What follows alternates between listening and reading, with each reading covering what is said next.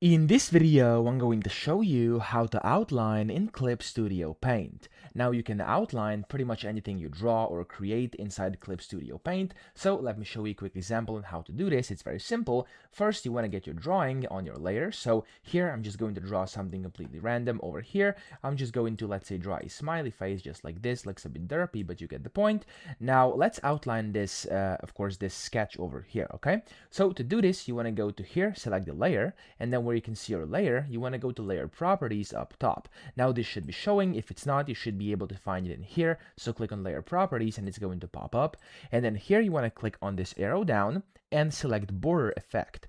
Now whenever you do this, you want to select the color. By default it's white. So if I switch this, for example, to red, and if I click on OK, as you can see here, I've basically outlined everything on my canvas over here. So I can also set the thickness of the edges over here, which of course will change the thickness of our outline over here.